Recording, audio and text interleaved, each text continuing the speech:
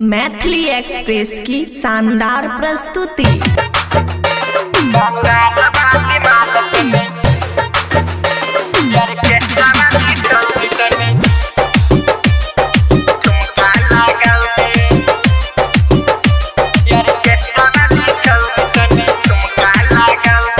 Mix by Vinayaka recording studio Alauli.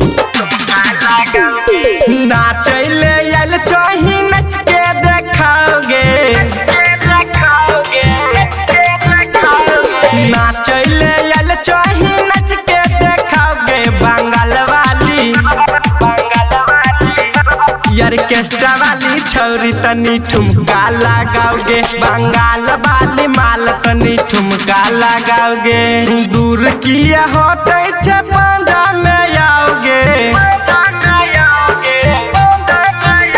आगे दूर किया होते छे पांडा में आओगे। बंगाल वाली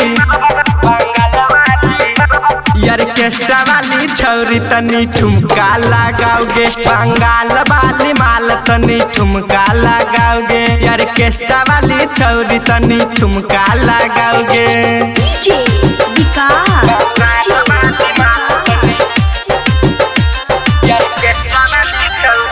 मटियार कला सीतामढ़ी।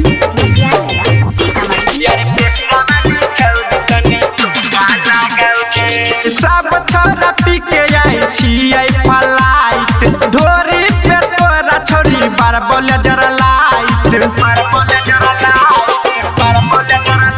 हे गई नाचे में तनियो तू करे न शरम। भे गेल छोरी गे मुड हमर गरम। लहंगा उठा के तनी चीज बाजे खाओगे। बंगाल वाली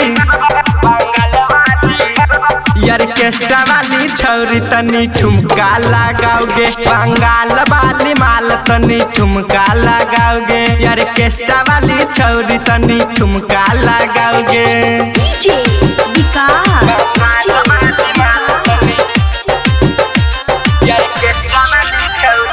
मटियार कला सीतामढ़ी।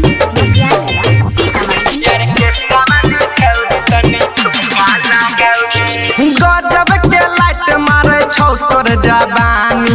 देखी के मुहवा से चुए छो पानी। राइटर राजीव तोहर मोह दे तो माथा। तोरा जवनिया के लगतो नहीं घाटा। कुंदन बेदर्दी के लागे तू आओगे। बंगाल वाली ऑर्केस्ट्रा वाली छौरी तनी ठुमका लगाओगे। बंगाल वाली माल तनी कमर हिलाओगे। ऑर्केस्ट्रा वाली छौरी तनी ठुमका लगाओगे।